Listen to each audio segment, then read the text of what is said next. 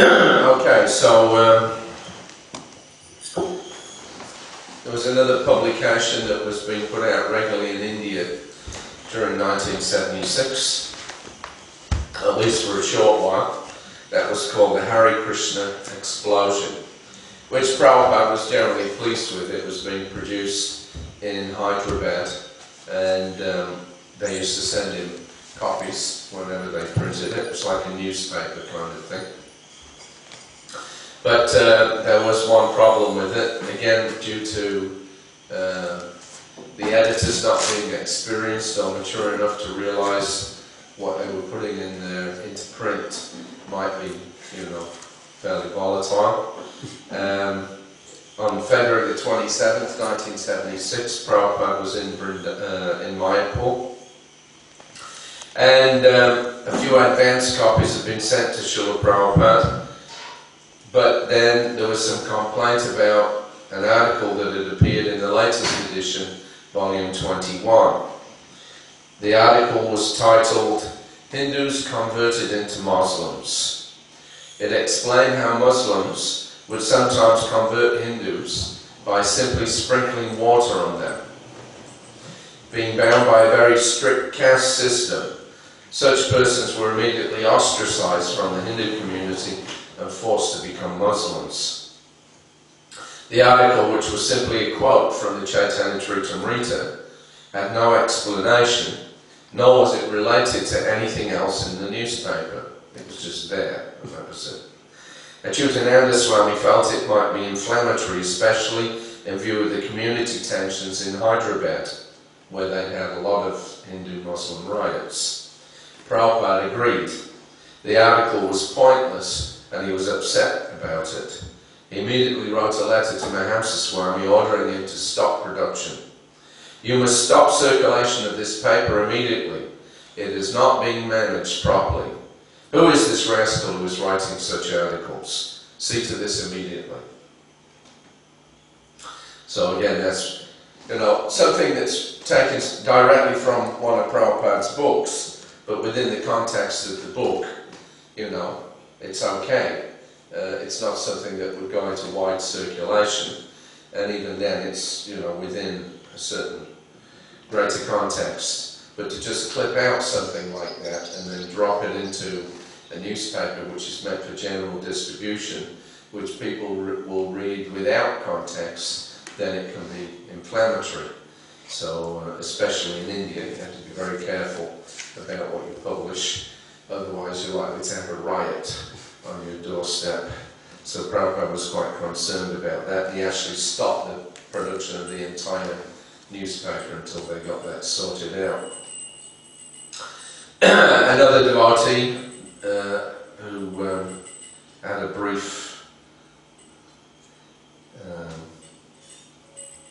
just a very brief writing career, if you like, in Iskcon. There were 4 Shastris that had joined, I think in late 1974, and then by 1976 only one of them was left. His name was Anantaram Shastri.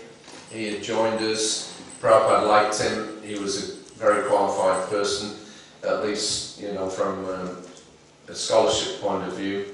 He was just young. He was about the same age as us, about 25. But he knew Sanskrit. He could quote practically any verse off the top of his head from, the Bhagavatam or the Gita or this or that. So he was a very learned person. And he was there in Mayapur when Prabhupada arrived. He was he was a funny character in some respects. He was, kind of shy. But at the same time, he would just suddenly burst out with these different things without even asking. And, it was like a very self-conscious individual. Anyway, so we were out on a morning walk on January the 25th, and then Anantaram Shastri suddenly joined us. Prabhupada expressed his satisfaction that such an educated man had joined our movement, and he instructed Bhavananda Maharaj to make sure that he's well looked after so that he may not go away.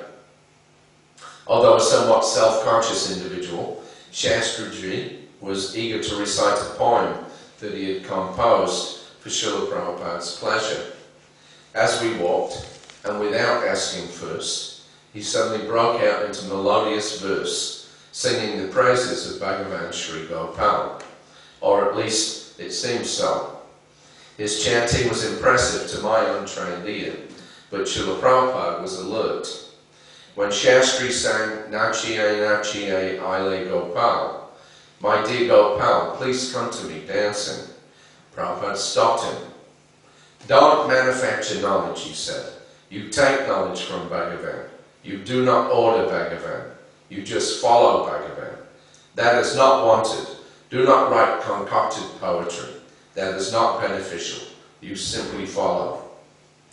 Prabhupada told him that his singing was sense gratification because he was giving instructions to Gopal. Please come to me, Nachiye, dancing. He stressed that our process is to take instruction.